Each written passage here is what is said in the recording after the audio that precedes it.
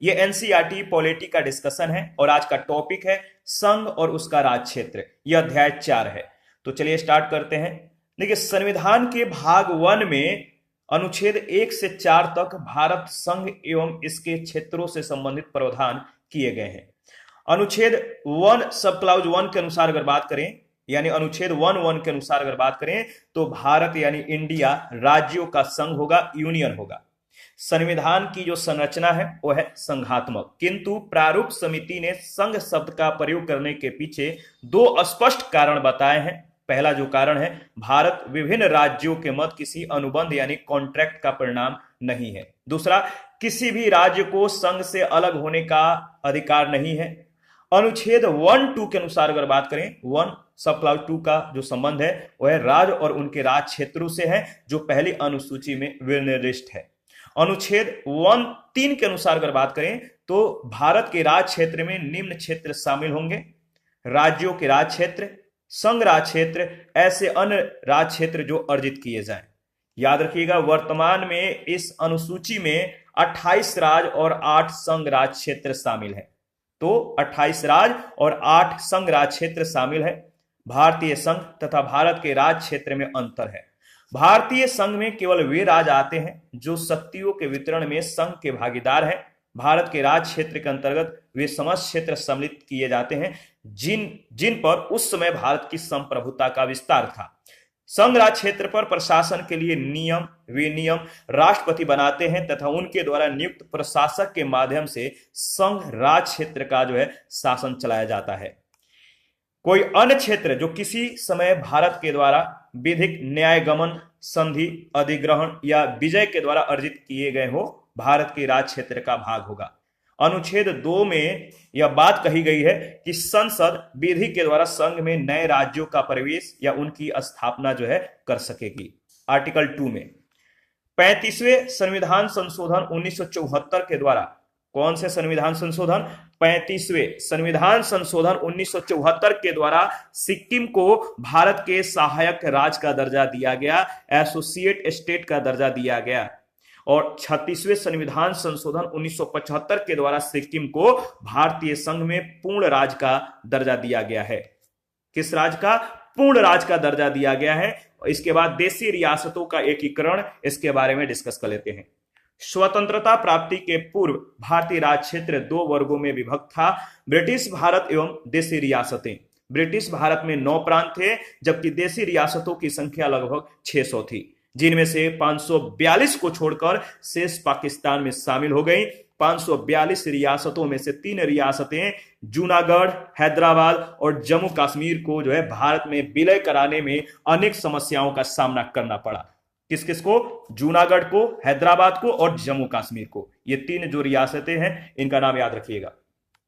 जूनागढ़ रियासत को जनमत संग्रह के आधार पर जो है भारत में मिला लिया गया और हैदराबाद रियासत को सैन्य कार्यवाही के द्वारा मिलाया गया। वहीं जम्मू कश्मीर के रियासत के जो शासक थे, इन्होंने पाकिस्तानी कबायलियों के आक्रमण के कारण भारत के साथ विलय पत्र पर हस्ताक्षर करके कश्मीर को भारत में सम्मिलित कर दिया। देशी रियासतों का भारत में विलय तत्कालीन गृह मंत्री वल्लभ भाई पटेल की दूरदर्शी नीति और साहसिक कूटनीतिक प्रयासों का यह परिणाम था। स्वतंत्रता प्राप्ति के पश्चात ब्रिटिश प्रांतों एवं देशी रियासतों को एकीकृत करके भारत में राज्यों को 4 श्रेणियां क, ख, ग और घ में बांटा गया था। ये सभी संख्या में 29 थे।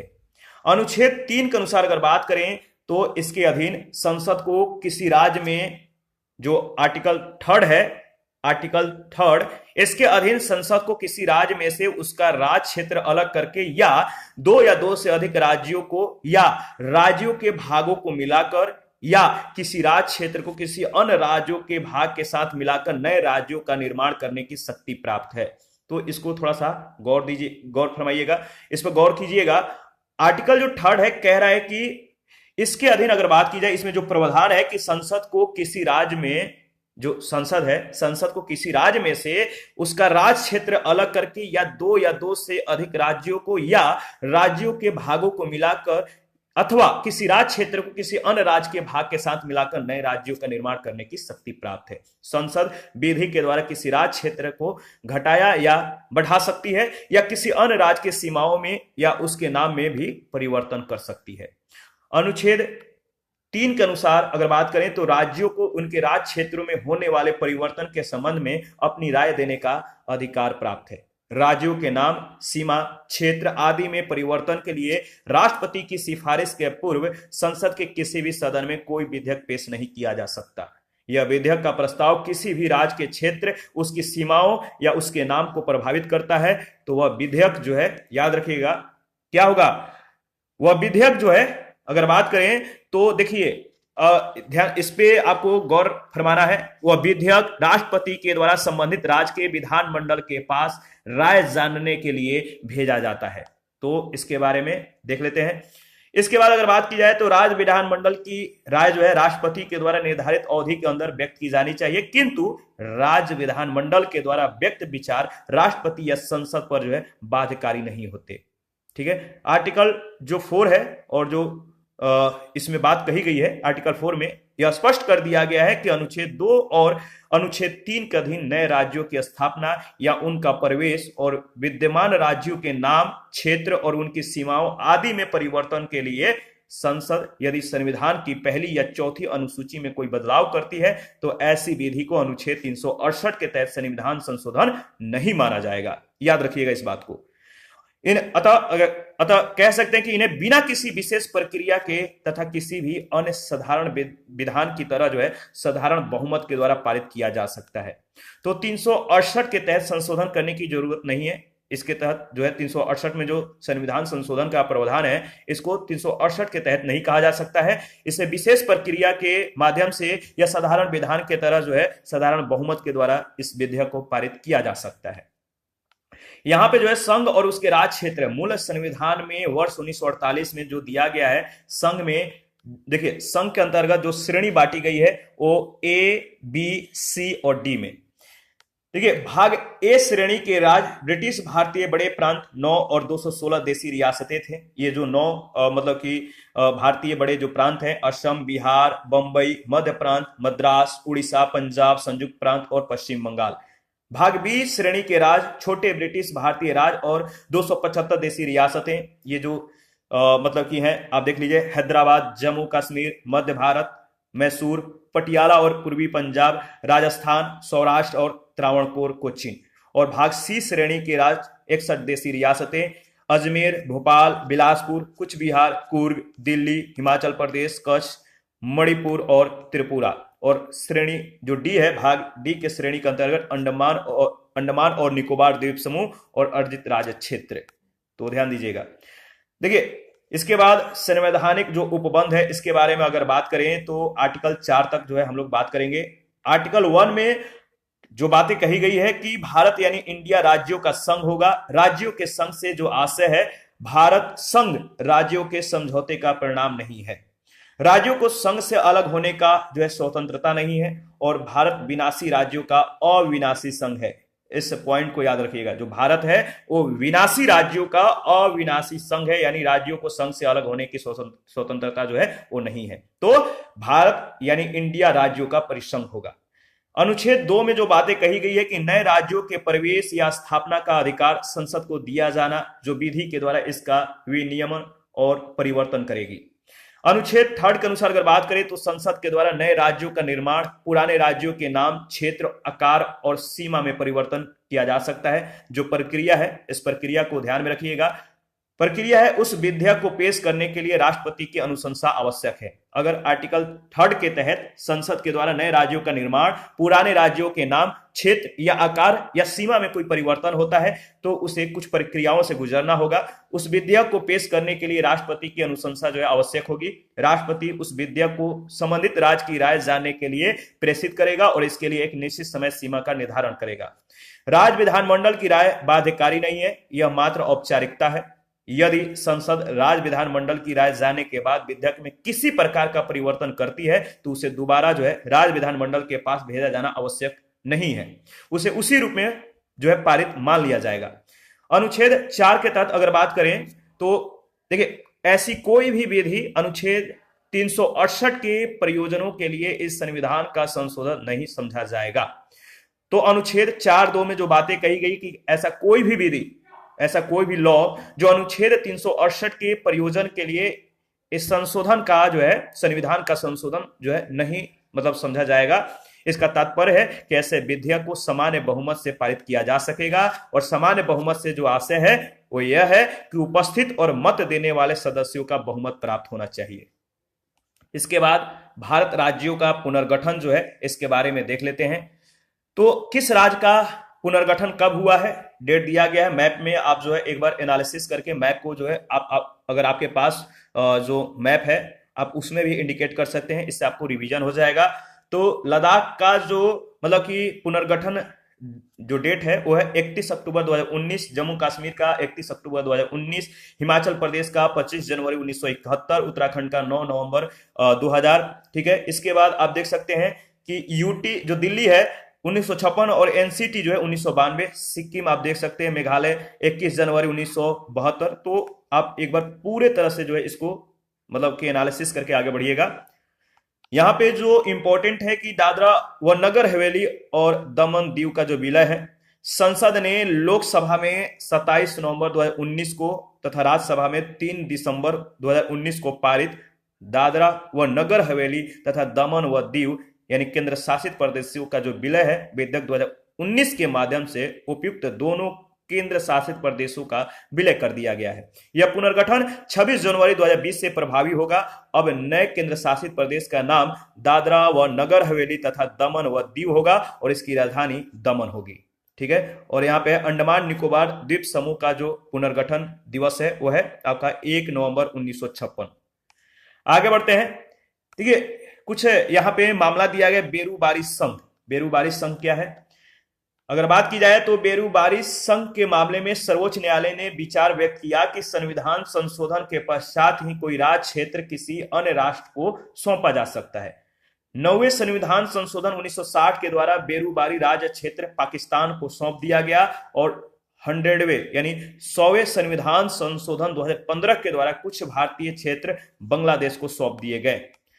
भारत की पूर्व प्रधानमंत्री इंदिरा गांधी और बांग्लादेश के तत्कालीन प्रधानमंत्री शेख मुजीबुर रहमान के द्वारा जो है शेख मुजीबुर रहमान के द्वारा 16 मई 1974 को सीमा समझौता किया गया था। किस किस के बीच, इंदिरा गांधी और बांग्लादेश के तत्कालीन जो प्रधानमंत्री थे शेख मुजीबुर रहमान, इन दोनों के बीच 16 मई 1974 को एक सीमा समझौता हुआ। इस समझौते से भारत के 4 राज्य कौन कौन, पश्चिम बंगाल, त्रिपुरा, मेघालय और असम की कुल 10,500 वर्ग किलोमीटर क्षेत्र बांग्लादेश को और लगभग 6,000 वर्ग किलोमीटर क्षेत्र भारत को बांग्लादेश से जो है प्राप्त हुआ। इसके बाद 1950 के बाद नवनिर्मित जो राज्य हैं इसके बारे में डिस्कस कर लेते हैं। आंध्र प्रदेश, मद्रास राज्य के कुछ क्षेत्रों को अलग करके आंध्र प्रदेश राज्य अधिनियम 1953 के द्वारा निर्मित। राज्य पुनर्गठन अधिनियम 1956 के द्वारा हैदराबाद राज्य के तेलुगु भाषी क्षेत्रों को आंध्र राज्य से जो है मिलाकर एक वृहद आंध्र प्रदेश राज्य की स्थापना की गई। इसके बाद गुजरात व महाराष्ट्र। बंबई पुनर्गठन अधिनियम 1960 के द्वारा बंबई राज्य को 2 राज्यों महाराष्ट्र व गुजरात में बांट दिया गया। केरल, राज्य पुनर्गठन अधिनियम 1956 के द्वारा निर्मित, इसमें त्रावणकोर और कोचीन को जो है सम्मिलित किया गया था। इन दोनों क्षेत्रों को सम्मिलित किया गया था केरल में। कर्नाटक, राज्य पुनर्गठन अधिनियम 1956 के द्वारा मैसूर रियासत से बना और 1973 में कर्नाटक नाम से यह पुनः नामकरण हुआ। नागालैंड, नागालैंड राज्य अधिनियम 1962 के द्वारा असम राज्य से अलग करके ये बनाया गया था। हरियाणा, पंजाब पुनर्गठन अधिनियम 1966 के द्वारा पंजाब राज्य से अलग करके एक नए राज्य हरियाणा बनाया गया। यह भारतीय संघ का 17वां राज्य बना। हिमाचल प्रदेश, हिमाचल प्रदेश राज्य अधिनियम 1970 के द्वारा हिमाचल प्रदेश को केंद्र शासित राज्य की सूची से निकालकर राज्य का दर्जा दे दिया गया। यह भारतीय संघ का 18वां राज्य बना।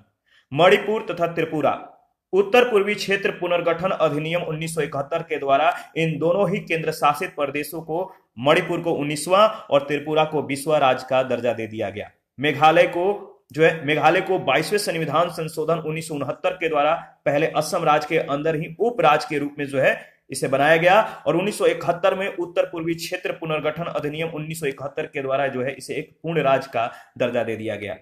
सिक्किम 35वें संविधान संशोधन अधिनियम 1974 के द्वारा अगर बात करें तो पहले इसे एसोसिएट स्टेट का दर्जा दिया गया, सहायक राज्य का दर्जा दिया गया, और बाद में 36वें संविधान संशोधन 1975 के द्वारा इसे पूर्ण राज्य का दर्जा दे दिया गया।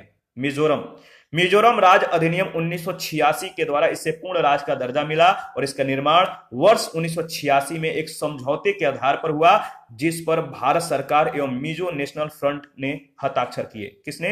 भारत सरकार और मिजो नेशनल फ्रंट ने। अरुणाचल प्रदेश जो है, अरुणाचल प्रदेश राज्य अधिनियम 1986 के द्वारा इसे पूर्ण राज्य का दर्जा दे दिया गया।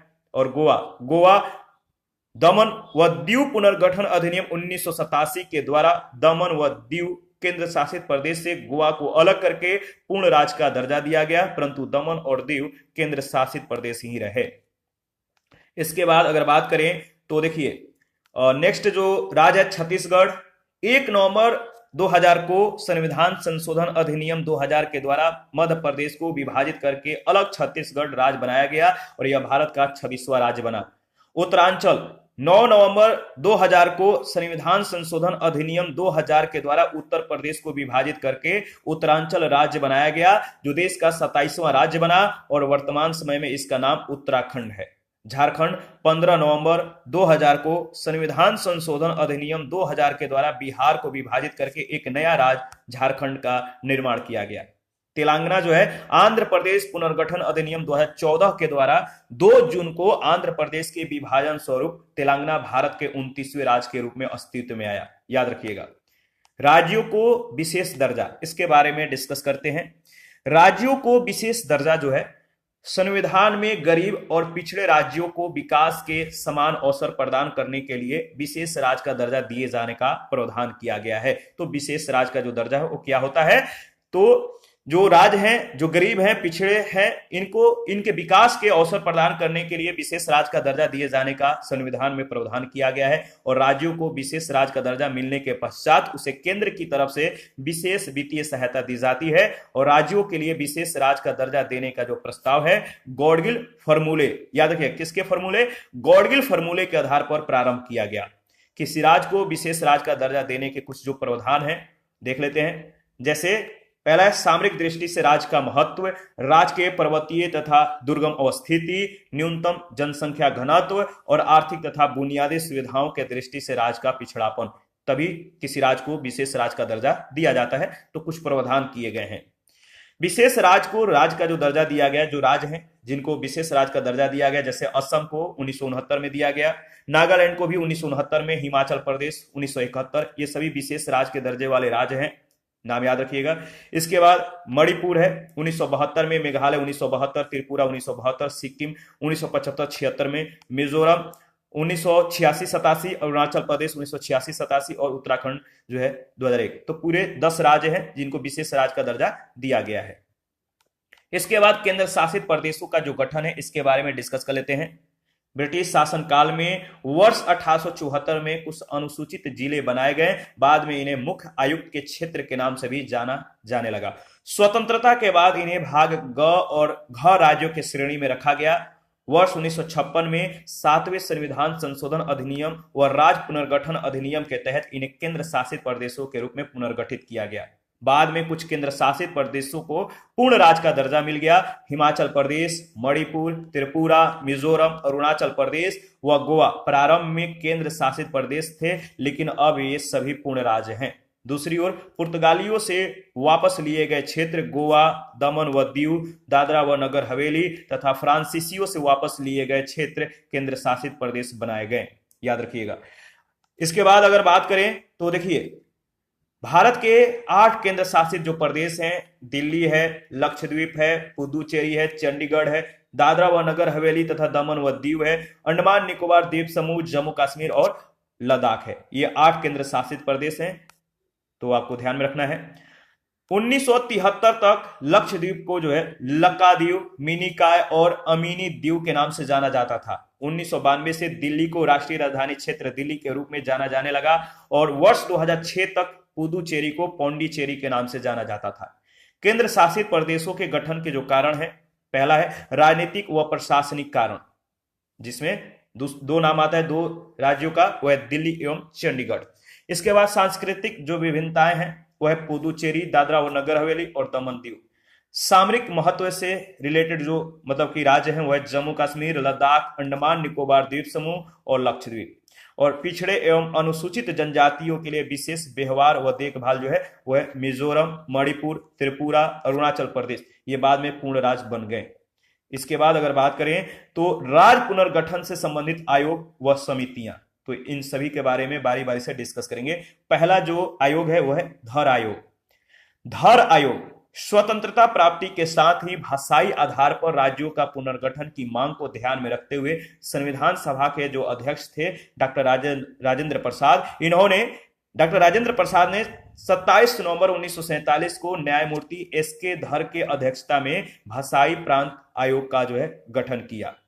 भाषाई आधार पर राज्यों के पुनर्गठन के प्रश्न पर एस.के. धर आयोग ने अपने सिफारिशों में कहा कि राज्यों का पुनर्गठन भाषाई आधार पर न होकर प्रशासनिक सुविधा के आधार पर होना चाहिए। इसके बाद जेवीपी कमिटी, जेवीपी जो कमिटी है, जो समिति है, इसके बारे में देख लेते हैं।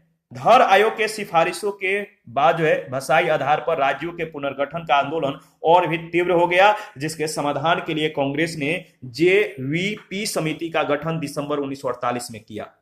जेवीपी समिति ने अपनी सिफारिश अप्रैल 1949 में सरकार के समकक्ष जो है पेश किया था। ये जे भी और पी का मतलब क्या है? जे से जवाहरलाल नेहरू, भी से वल्लभ भाई पटेल और पी से पट्टाभी सीतारामैया, याद रखिएगा। और ये तीनों सदस्य शामिल थे इस कमेटी में। और इस समिति ने अपनी सिफारिश में क्या कहा? इस समिति ने अपनी सिफारिश में कहा कि भाषाई आधार पर राज्यों के पुनर्गठन को तत्कालीन समय में अव्यवहारिक बताया। भाषाई राज्य पुनर्गठन आंदोलन के दौरान ही 56 दिनों की भूख हड़ताल के बाद पोट्टी श्रीरामुलु, याद रखिएगा कौन? पोट्टी श्रीरामुलु, ये कांग्रेसी थे, इनका निधन हो गया 56 दिनों के भूख हड़ताल के बाद, जिसके बाद अक्टूबर 1953 में भारत सरकार को विवश होकर भाषाई आधार पर राज्य के गठन की मांग को स्वीकार करना पड़ा और मद्रास से तेलुगु भाषी क्षेत्रों को अलग करके एक नए राज्य आंध्र प्रदेश का गठन किया गया। इसके बाद मद्रास प्रांत के बचे हुए क्षेत्र को तमिल भाषी राज्य के रूप में रखा गया और सन 1969 में इसका नाम तमिलनाडु कर दिया गया। इसके बाद फजल अली आयोग, फजल अली आयोग के बारे में देख लेते हैं। अक्टूबर 1953 में नए राज्य आंध्र प्रदेश के भाषाई आधार पर गठन के पश्चात जो है भाषाई राज्य के पुनर्गठन की मांग और अधिक तीव्र हो गई। तो भाषाई आधार पर जो राज्यों का पुनर्गठन का मांग था वो अधिक तीव्र हो गया, जिसके पश्चात भारत सरकार ने दिसंबर 1953 में फजल अली की अध्यक्षता में एक 3 सदस्यीय राज्य पुनर्गठन आयोग बनाया। आयोग के अन्य 2 सदस्यों में के.एम. पणिकर और एच.एन. कुंजरू सम्मिलित थे। कौन कौन? के.एम. पणिकर और के.एन. कुंजरू। फजल अली आयोग ने वर्ष 1955 में सरकार को अपनी जो है सिफारिशें सौंपी, जिनमें प्रमुख प्रावधान निम्नलिखित थे। किसी नए राज्य के गठन में राष्ट्रीय सुरक्षा, वित्तीय व प्रशासनिक कुशलता को अधिक महत्व दिया जाना चाहिए। भाषाई आधार पर प्रांतों का पुनर्गठन तार्किक रूप से व्यवहारिक नहीं है। सामान्यतः ऐसा कोई राज्य बनाना जो है असंभव है जो पूर्णतः एक भाषी हो। भाषाई व सांस्कृतिक एकरूपता। इसके बाद राज्यों का वर्गीकरण भाग क, ख, ग और घ आदि में करना अनावश्यक है, इन्हें एक भाग में सम्मिलित किया जाए। फजल अली आयोग की अनुशंसा के आधार पर भारत में 16 नए राज्यों के निर्माण की सिफारिश की गई तथा 3 नए संघ शासित क्षेत्रों के निर्माण की अनुशंसा की गई।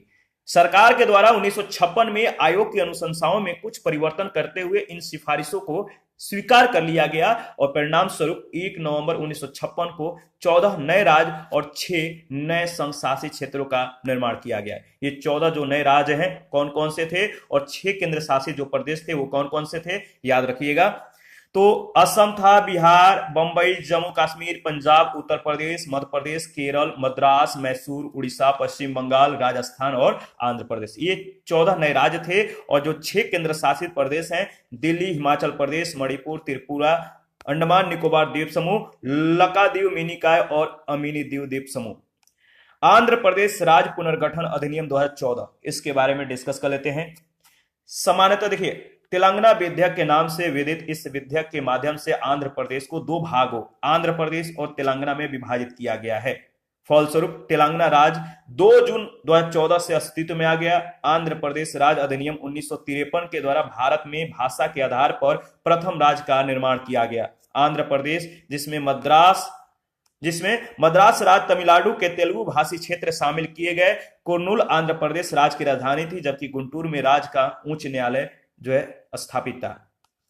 इसके बाद अगर बात करें तो याद रखिएगा, राज्य पुनर्गठन अधिनियम 1956 के द्वारा हैदराबाद राज्य के तेलुगु भाषी क्षेत्रों को आंध्र राज्य में मिलाकर वह बृहद आंध्र प्रदेश राज्य की स्थापना की गई और राज्य की राजधानी हैदराबाद जो है स्थानांतरित की गई। आंध्र प्रदेश पुनर्गठन अधिनियम 2014 ने आंध्र प्रदेश को 2 अलग राज्यों आंध्र प्रदेश और तेलंगाना में विभाजित कर दिया। 10 वर्षों के लिए हैदराबाद को दोनों राज्यों की संयुक्त राजधानी बनाया गया और इस अवधि में आंध्र प्रदेश अपनी अलग राजधानी बना लेगा और इसी प्रकार आंध्र प्रदेश उच्च न्यायालय का नाम बदलकर जो है हैदराबाद उच्च न्यायालय कर दिया गया है। 1 जनवरी 2019 से आंध्र प्रदेश की नई राजधानी जो है अमरावती में है, याद रखिएगा, और आंध्र प्रदेश उच्च न्यायालय का संचालन जो है प्रारंभ हो गया है। विभिन्न राज्यों की राजधानियों के नाम में परिवर्तन किया गया है। जैसे केरल की राजधानी त्रिवेंद्रम जो है वर्तमान में जो अब राजधानी है तिरुवनंतपुरम है। त्रिवेंद्रम से नाम जो है चेंज हो गया है तिरुवनंतपुरम। तमिलनाडु की राजधानी मद्रास से वर्तमान में चेन्नई है। महाराष्ट्र की राजधानी बंबई से अब मुंबई हो गया है। पश्चिम बंगाल की राजधानी कलकत्ता से अब कोलकाता हो गया है और कर्नाटक की जो राजधानी बंगलौर है अब बंगलुरु हो गया है। संघ एवं इसके राज्य क्षेत्रों से संबंधित अनुच्छेद। अनुच्छेद 1 में जो है जो विषय वस्तु है आप ध्यान रखिएगा। आर्टिकल 1 में संघ के क्षेत्र का नाम है। आर्टिकल 2 में नए राज्यों का नामांकन अथवा स्थापना है। 2A में सिक्किम संघ के साथ जो है संबंध है निरस्त किया गया है। ठीक है, जो आर्टिकल 3 है इसमें जो प्रावधान है नए राज्यों की स्थापना और वर्तमान राज्यों के क्षेत्रफल, सीमा और नामों में परिवर्तन। आर्टिकल 4 में जो प्रावधान है अनुच्छेद 2 और 3 के अंतर्गत बनाए गए कानून जिनके द्वारा पहली और चौथी अनुसूची एवं पूरक, अनुसांगिक एवं अनुवर्ती मामलों में संशोधन किया जा सके। जम्मू कश्मीर राज्य पुनर्गठन अधिनियम 2019 5 अगस्त 2019 को संसद ने अनुच्छेद 370 के संबंध में राष्ट्रपति के आदेश और सरकार के संकल्प तथा जम्मू कश्मीर पुनर्गठन अधिनियम को पारित करके जम्मू कश्मीर राज्य को 2 केंद्र शासित प्रदेशों में जो है विभाजित कर दिया गया है और इस विधेयक पे 9 अगस्त 2019 को राष्ट्रपति के द्वारा स्वीकृति प्रदान कर दी गई। यह विधेयक जो है यह जो अधिनियम है सरदार पटेल के जन्म दिवस 31 अक्टूबर 2019 राष्ट्रीय एकता दिवस से प्रभावी होगा। ठीक है, जो कि हो चुका है। इसके बाद अगर बात करें तो नेक्स्ट है जोनल काउंसिल्स यानी क्षेत्रीय परिषदें। क्षेत्रीय परिषदें सांविधिक निकाय है न कि संवैधानिक, याद रखिएगा। स्टैट्यूटरी बॉडी है न कि आपका जो है संवैधानिक है, गवर्नर बॉडी है। तो सांविधिक निकाय है, इसका गठन संसद के द्वारा अधिनियम बनाकर किया गया है जो कि राज्य पुनर्गठन अधिनियम 1956 का विस्तार है। इसके अनुसार देश को 5 क्षेत्रों में विभाजित की गई है, उत्तर, मध्य, पूर्वी, पश्चिमी और दक्षिणी। प्रत्येक क्षेत्र के लिए एक क्षेत्रीय परिषद का गठन किया गया है। जब ऐसे क्षेत्र बनाए जाते हैं तो कई बातों को ध्यान में रखकर बनाया जाता है, जिनमें जो सम्मिलित हैं आपको ध्यान में रखना है। ये बातें हैं, क्षेत्र का प्राकृतिक स्वरूप क्या है, नदी अफवाह तंत्र, नदी जो अफवाह तंत्र है, अफवाह नहीं अफवाह, और संचार के साधन, सांस्कृतिक तथा भाषाई बहुलता और आर्थिक विकास का स्तर एवं आवश्यकता, सुरक्षा तथा कानून व्यवस्था। प्रत्येक क्षेत्रीय परिषद में निम्न व्यक्ति सदस्य होते हैं: केंद्रीय गृह मंत्री अध्यक्ष के रूप में, सभी सदस्य राज्यों के मुख्यमंत्री, सभी सदस्य राज्यों से 2 अन्य मंत्री और सभी संघ राज्य क्षेत्रों के प्रशासक। केंद्र सरकार का गृह मंत्री 5 क्षेत्रीय परिषदों का जो है अध्यक्ष होता है और प्रत्येक मुख्यमंत्री क्रमानुसार 1 वर्ष के समय के लिए परिषद के उपाध्यक्ष के रूप में कार्य करते हैं। निम्न व्यक्ति क्षेत्रीय परिषद में सलाहकार यानी बैठक में बिना मताधिकार के रूप में संबंधित हो सकते हैं। नीति आयोग के द्वारा मनोनीत व्यक्ति, क्षेत्र में स्थित प्रत्येक राज्य सरकार के मुख्य सचिव और क्षेत्र के प्रत्येक राज्य के विकास आयुक्त। क्षेत्रीय परिषदों का उद्देश्य राज्यों, केंद्र शासित प्रदेशों तथा केंद्र के बीच सहभागिता और समन्वय को बढ़ावा देना है। ये आर्थिक तथा सामाजिक योजना, भाषाई अल्पसंख्यक, सीमा विवाद, अंतर्राज्यीय परिवहन आदि जैसे संबंधित विषयों पर विचार विमर्श तथा संस्तुति करती है और ये केवल परामर्शदात्री निकाय है। क्षेत्रीय परिषदों के जो उद्देश्य हैं या जो कार्य हैं इसके बारे में देख लेते हैं। देश में एकीकरण की भावना का विकास करना। क्षेत्रीय परिषदों का जो पहला उद्देश्य है वो क्या है, याद रखिएगा, देश में एकीकरण की जो भावना है इसका विकास करना। तीव्र राज्य भावना, क्षेत्रवाद, भाषाई और अतिवाद और जैसे विघटनकारी प्रवृत्तियों को रोकने में ये सहायता करना। राज्यों की सीमाओं और अंतर्राज्यीय परिवहन से संबंधित समस्याओं का आपसी समाधान करना। केंद्र और राज्यों को सामाजिक और आर्थिक विषयों पर एक दूसरे की सहायता करने में और साथ ही एक साथ नीतियों के विकास के लिए विचार तथा अनुभवों के आदान प्रदान में सक्षम बनाना। बड़ी एवं प्रमुख विकास योजनाओं के सफल तथा त्वरित क्रियान्वयन के लिए आपसी सहयोग करना और देश के अलग अलग क्षेत्रों के मध्य आर्थिक सामाजिक विकास में संतुलन सुनिश्चित करना। पूर्वोत्तर जो परिषद है, नॉर्थ ईस्टर्न जो काउंसिल है, इसके बारे में देख लेते हैं। पूर्वोत्तर परिषद, क्षेत्रीय परिषदों के अतिरिक्त एक पूर्वोत्तर परिषद का गठन जो है अलग से संसदीय अधिनियम पूर्वोत्तर परिषद अधिनियम 1971 के द्वारा किया गया है, जिसका मुख्यालय शिलोंग में है। प्रारंभ में इस परिषद में 7 सदस्य कौन कौन से थे, तो असम था, मणिपुर था, मिजोरम, अरुणाचल प्रदेश, नागालैंड, मेघालय और त्रिपुरा। वर्ष 2002 में परिषद में संशोधन करके सिक्किम को 8वें सदस्य के रूप में जो है सम्मिलित किया गया है। तो 8वें सदस्य कौन है, सिक्किम। वर्तमान में इस परिषद में उपयुक्त 8 राज्यों के राज्यपाल एवं मुख्यमंत्री तथा राष्ट्रपति के द्वारा मनोनीत एक अध्यक्ष तथा 3 अन्य सदस्य शामिल होते हैं। कौन कौन, 8 राज्यों के राज्यपाल एवं मुख्यमंत्री, राष्ट्रपति के द्वारा मनोनीत एक अध्यक्ष और 3 अन्य सदस्य इसमें शामिल होते हैं। पूर्वोत्तर परिषद का पुनर्गठन, केंद्रीय मंत्रिमंडल ने पूर्वोत्तर परिषद के पुनर्गठन को स्वीकृति दे दी है। इस नई व्यवस्था के अंतर्गत पूर्वोत्तर परिषद के अध्यक्ष केंद्रीय गृह मंत्री होंगे और पूर्वोत्तर क्षेत्र के विकास राज्य मंत्री उपाध्यक्ष होंगे तथा पूर्वोत्तर राज्यों के राज्यपाल और मुख्यमंत्री इसके सदस्य होंगे। पूर्वोत्तर परिषद समय समय पर विभिन्न परियोजनाओं और योजनाओं के कार्यान्वयन की समीक्षा करेगी तथा इनके संबंध में राज्यों के मध्य समन्वय के लिए प्रभावी उपायों की अनुशंसा करेगी और इस परिषद को केंद्र सरकार के द्वारा दी गई शक्तियां प्राप्त होंगी तथा परिषद सिक्किम के मामले में विशेष परियोजनाएं और योजनाएं बनाएगी। जो क्षेत्रीय परिषद हैं, इन क्षेत्रीय परिषदों का मुख्यालय और इन क्षेत्रीय परिषदों से जो संबंधित राज्य हैं कौन कौन है देख लेते हैं।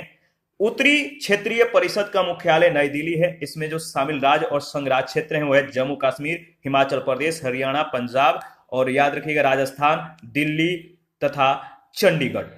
इसके बाद दूसरा जो है केंद्रीय क्षेत्रीय परिषद का जो मुख्यालय इलाहाबाद में है और शामिल राज्य एवं संघ राज्य क्षेत्र जो है उत्तर प्रदेश, उत्तराखंड, मध्य प्रदेश और छत्तीसगढ़। पूर्वी क्षेत्रीय परिषद के जो मुख्यालय है कोलकाता है और शामिल जो राज्य एवं संघ राज्य क्षेत्र हैं बिहार, झारखंड, पश्चिम बंगाल, उड़ीसा और सिक्किम। पश्चिमी क्षेत्रीय परिषद का मुख्यालय मुंबई है। इसमें जो शामिल राज्य और संघ राज्य क्षेत्र जो है वह गुजरात, महाराष्ट्र, गोवा, दादरा व नगर हवेली तथा दमन व दीव। दक्षिणी क्षेत्रीय परिषद का मुख्यालय चेन्नई है। इसमें जो शामिल है आंध्र प्रदेश, कर्नाटक, तमिलनाडु, केरल, पुदुचेरी और तेलंगाना। भारत के 28 राज्य और 8 केंद्र शासित जो प्रदेश हैं इनकी राजधानी, भाषा, जिलों की संख्या, क्षेत्रफल जो है दिया गया है, याद रखिएगा। और साथ ही भारत के कुल क्षेत्रफल में जो इनका हिस्सा है, कितना % हिस्सा है, ये सभी इंफॉर्मेशन यहाँ पे दिया गया है। तो 28 राज्य और 8 केंद्र शासित प्रदेशों का पूरा डेटा है, आप एक बार जो है देख लीजिएगा और आप अपने राज्यों के बारे में जो है जो आपके राज्यों का जो डेटा है वो आप कमेंट करके बताइएगा आप किस राज्य से बिलोंग करते हैं, यहाँ पे आपको कमेंट करना है। और इसके बाद केंद्र शासित प्रदेश का जो है यहाँ पे नाम है, राजधानी है, जिलों की संख्या और क्षेत्रफल।